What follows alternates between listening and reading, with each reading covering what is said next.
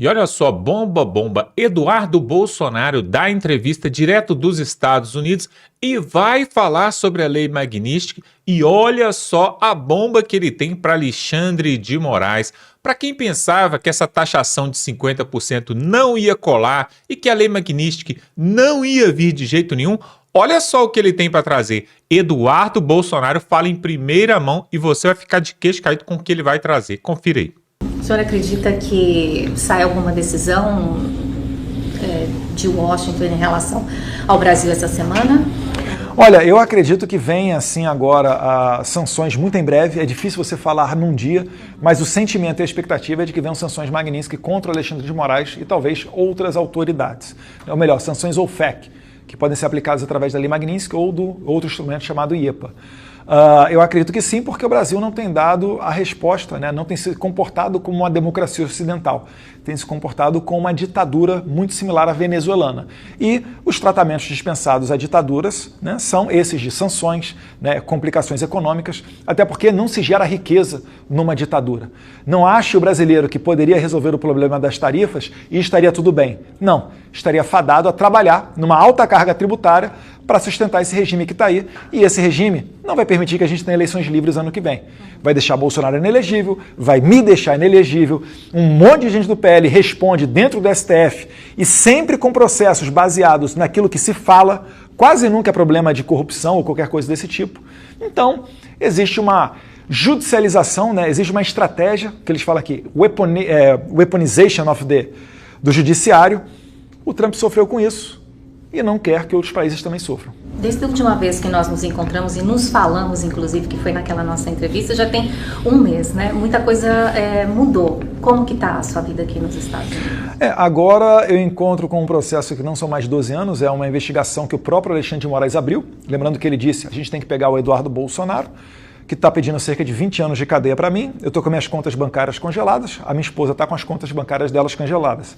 Por outro lado, nós temos uma tarifa de 50% no Brasil, 8 ministros do STF mais o PGR sem os vistos, e se eles continuarem, aí vai continuar sanção OFAC e outras medidas mais. O Alexandre de Moraes encontrou um adversário à altura. Se ele acha que ele vai intimidar o Trump, né, dobrando a aposta, que é o que ele sempre faz, lamentavelmente, haverá mais sofrimento, né, por parte dessas autoridades brasileiras. E essa comitiva de senadores ignora a questão mais básica, que é a questão da crise institucional. Com o que o Trump abriu a carta dele? Jair Bolsonaro, seus apoiadores e seus familiares, a perseguição. Depois ele fala também da questão de eleições limpas e transparentes. Ele fala, né, na violação de direitos das empresas americanas dentro do Brasil. Existe toda uma reclamação. O Moraes estava fazendo um mandado de prisão contra cidadão americano com base de tweets dados a partir dos Estados Unidos. Então o Trump não está atacando a soberania do Brasil. Ele está defendendo a soberania dele, os interesses dos americanos e dando tratamento no Brasil, que é um tratamento, né, de ditadura, que é o que tem sido no país. Não vão encontrar diálogo, então? Com certeza não, e eu trabalho para que eles não encontrem diálogo, porque eu sei que vindo desse tipo de pessoa, só haverá acordos daquele tipo meio termo, que não é nem certo nem errado. Eu sei o que é certo. Não é dar 17 anos de cadeia para as velhinhas, né? Eu quero é a liberdade dessas pessoas. E um meio termo é o quê? 8 anos? 5 anos? Por que essas pessoas, esses políticos, nunca se expõem defendendo a liberdade dessas flagrantes injustiças? Por que eles estão fazendo para acabar com esse tipo de situação? Ou será que é só quando atinge o bolso, né, talvez dos seus financiadores, é que eles se movem? Eu trabalho por princípios. E eu estou pescando o resultado disso também, né? Não trabalho por conta de like ou aumento de apoiadores, né, de seguidores na rede social, mas as minhas redes sociais estão aumentando.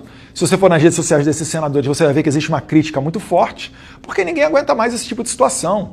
A gente não está mais no tempo de ficar encontrando o meio termo como se a gente estivesse em tempos de paz. Nós estamos em guerra e é tudo ou nada. Essa delegação que vem de senadores, o senhor acha positivo? Eu acho negativo. Eu acho que eles vindo com essa visão estritamente comercial da coisa, quando o Trump já deixou claro em declarações, posts na rede social e até mesmo numa carta que o problema não é estritamente comercial, mas sim institucional, quando eles vêm para cá para fazer esse tipo de coisa, eles dão esperança, né, a essas autoridades, principalmente do judiciário, de que existe um meio termo, existe um caminho onde não seja necessário do Alexandre de Moraes se mover. Então, eles prolongam o sacrifício dos brasileiros. Não haverá, conhecendo bem o Trump, que inclusive já tem notícias da imprensa dando conta de que ele deu ordem para os seus secretários não receberem essas comitivas, conhecendo um pouquinho do Trump, a tarifa será aplicada. Não porque ele é uma pessoa má ou deseja o pior para o Brasil, mas é porque o Brasil tem sido ineficiente em dar a resposta. Tem tido a síndrome de avestruz, colocam a cabeça embaixo da terra, ignorando que o problema é uma crise institucional, é um problema dentro do judiciário, é um problema político e não meramente econômico. Se o Brasil der um primeiro passo para mostrar que está disposto a resolver essa situação, o Trump sim abre uma mesa de negociação com o Brasil. Pois é, e olha só, o advogado de Donald Trump vai falar agora sobre um novo processo em cima de Moraes. Isso mesmo, mais um processo vindo lá de fora dos Estados Unidos para cima de Alexandre de Moraes. E ele vai falar que não adianta o Moraes dobrar a aposta, porque o Trump está decidido mesmo e vai até o fim. Confira aí a fala do advogado de Donald Trump e ele vai falar ali para a CNN, para todo o Brasil. Olha o que ele falou, preste atenção. Assunto, a gente vai conversar agora aqui no nosso Bastidores CNN com o advogado Martin De Luca, que representa Donald Trump e a empresa Rumble nesse processo contra o ministro Alexandre de Moraes. Tudo bem, doutor? Bem-vindo ao Bastidores. A Gabriela falava dos próximos capítulos dessa história, o que a gente pode esperar. E de que forma, doutor, eu queria que o senhor explicasse, na sua avaliação, é isso que vocês defendem, Alexandre de Moraes teria violado leis norte-americanas. Sim, obrigado por ter me convidado. A verdade é claro, ele tem 3 mecanismos para solicitar assistência judicial nos Estados Unidos e, porém, para fazer cumprir uma ordem judicial do Brasil nos Estados Unidos. Lembrando que Estados Unidos e Brasil são países com um ótimo relacionamento, pelo qual tem esses canais estabelecidos. Os canais, o mais comum para esse tipo de situação, como estamos falando de uma investigação criminal, é o MLAT, é o Tratado de Assistência Mútua Legal entre ambos países. Tem uma autoridade central no Brasil, uma autoridade central nos Estados Unidos, que é o Departamento de Justiça. Então, quando o ministro do Supremo ou qualquer juiz no Brasil quer mandar um pedido de assistência judicial para fazer cumprir um mandado deles nos Estados Unidos, ele tem diversas formas de fazer isso, né? Quando é um MLAT, obviamente o que acontece é simples. Você encaminha para o Ministério da Justiça no Brasil, transmite para a Autoridade Central nos Estados Unidos e isso vai para o Departamento de Justiça. Aqui que vem o ponto-chave. O Departamento de Justiça vai avaliar esse mandado judicial do exterior, seja Brasil, seja Ministro do Supremo, ou seja um juiz de primeira instância, ou seja um juiz do Japão. Vai avaliar esse mandado para determinar se cumpre com as leis dos Estados Unidos e com a Constituição dos Estados Unidos. E caso cumpra com todos os requisitos, encaminha para o distrito correspondente, nesse caso seria o Distrito Federal em Tampa, onde a corte ou o promotor pode fazer cumprir esse mandado. Esse caminho é o tradicional, é o normal, é utilizado todos os dias por inúmeros juízes no Brasil. Nesse caso, o Alexandre de Moraes escolheu, por razões que a Rumble desconhece, encaminhar por e-mail a um e-mail do Departamento Jurídico na Flórida um mandado, como vocês já têm visto, obrigando a empresa a contratar representantes no Brasil para poder se submeter à jurisdição brasileira. Lembrando que a Rumble nunca teve operações no Brasil e até de hoje não tem. Isso não concorda com os canais oficiais.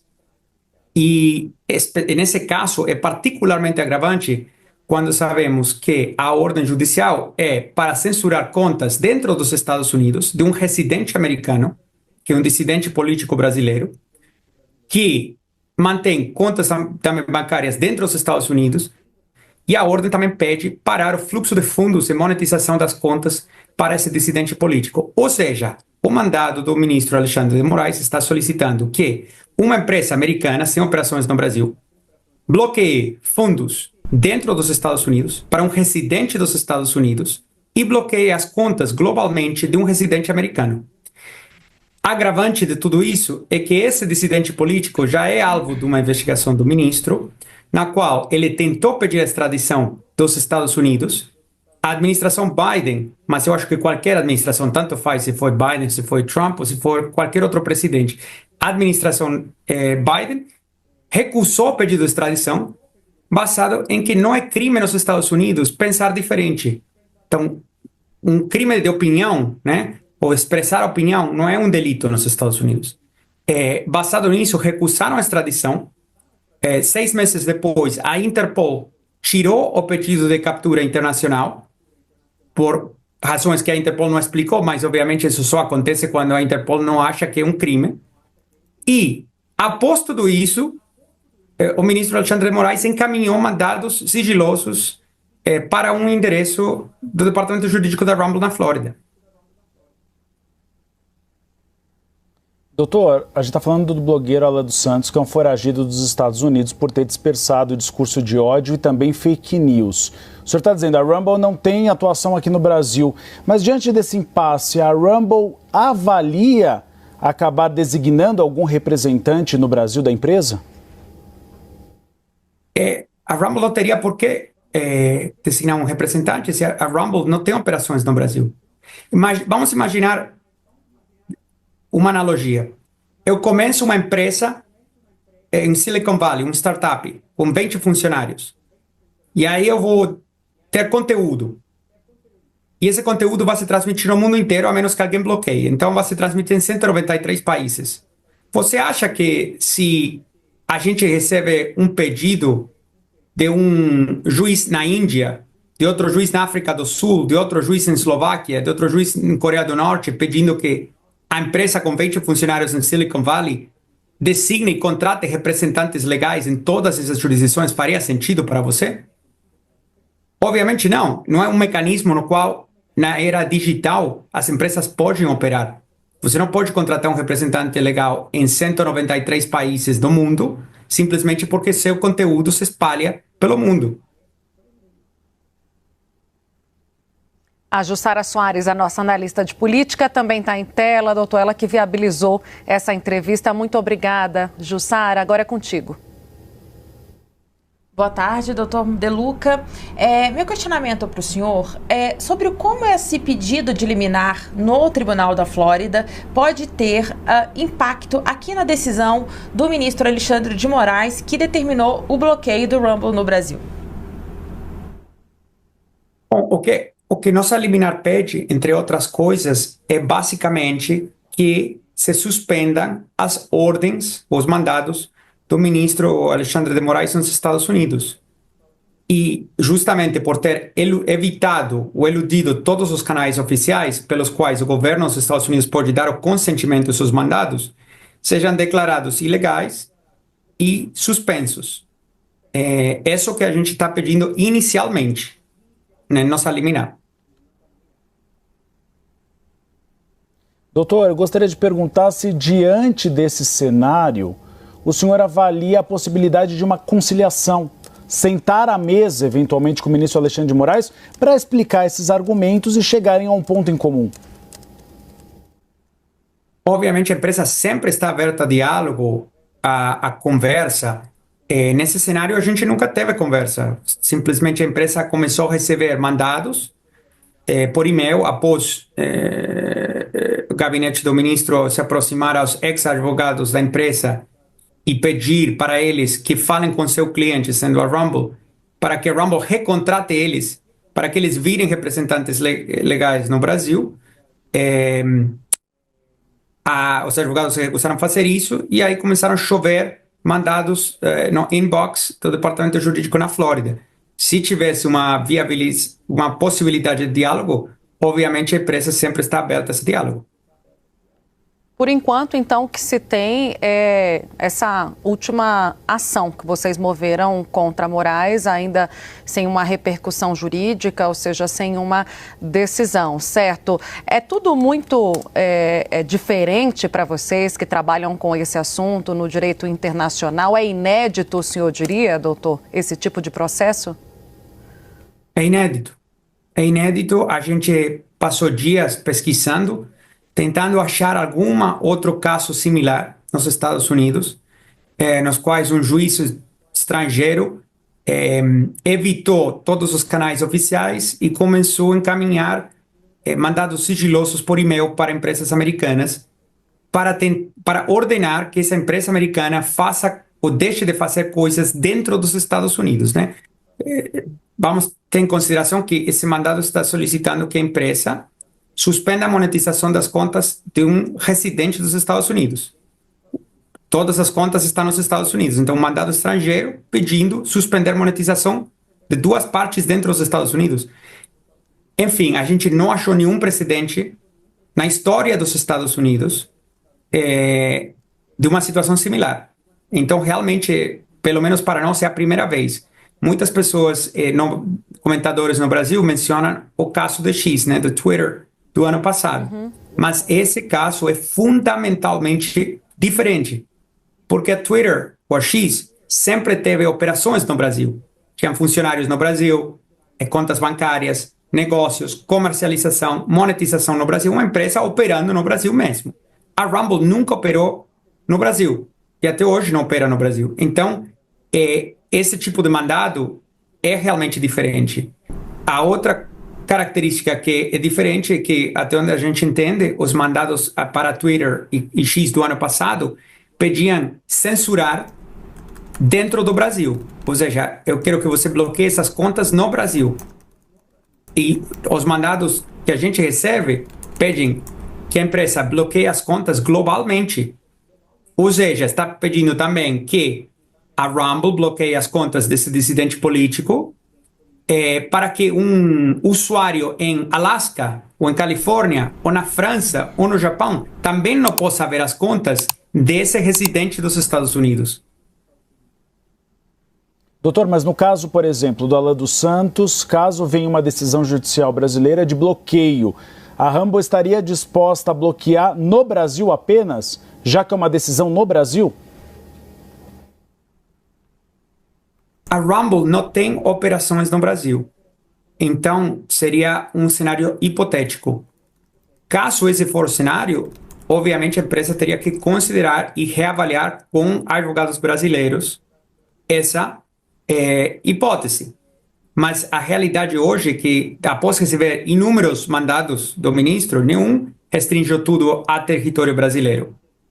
O bloqueio de monetização e o bloqueio das contas é global.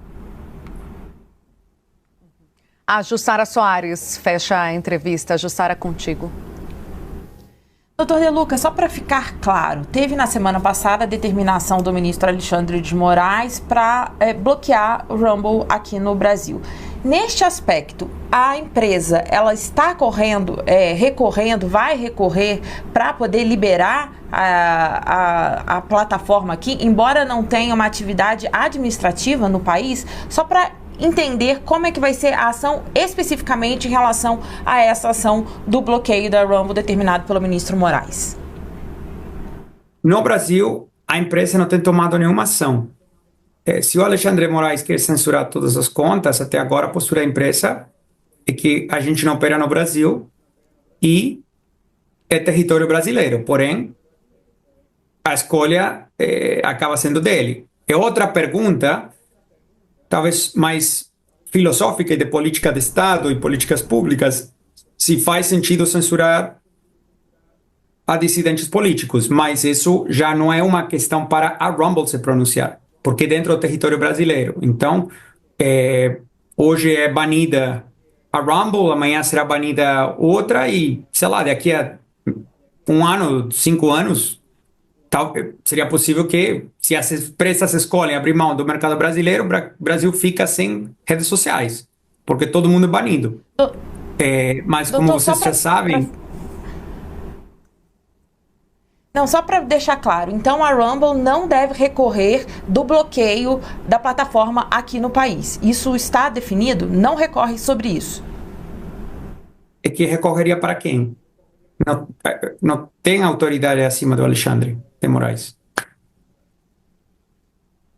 Talvez ao Supremo Tribunal Federal, pedir ao plenário do Supremo Tribunal Federal que avaliasse.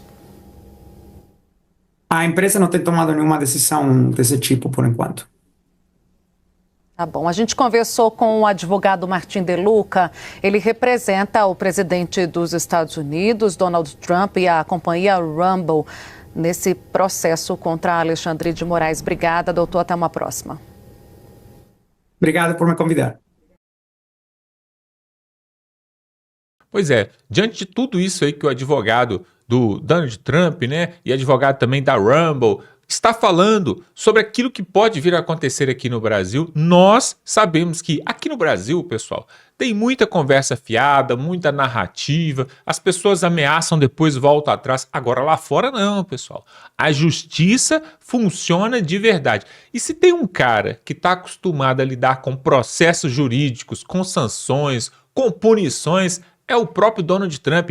A vida dele vive em torno disso. Ele já enfrentou diversos processos na vida e sabe muito bem lidar com esse tipo de coisa.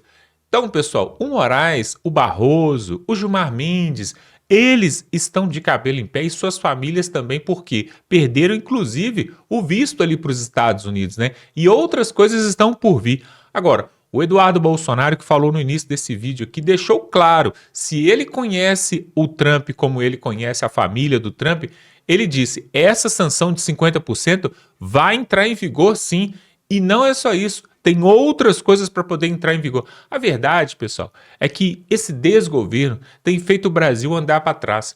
Mas, como eu tenho falado aqui, tudo isso que tem acontecido não é por acaso. O Lula sabe muito bem o que ele está fazendo. Ele está tentando travar as relações comerciais e políticas com os Estados Unidos justamente para ter uma desculpa de abrir o Brasil todo para a China, para o comércio chinês.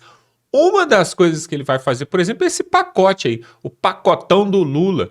E, inclusive, as montadoras de veículos no Brasil já falaram que se o Lula implementar esse pacotão aí, né, de medidas para poder ajudar o povo brasileiro, entre aspas, essas empresas vão fazer demissões em massas.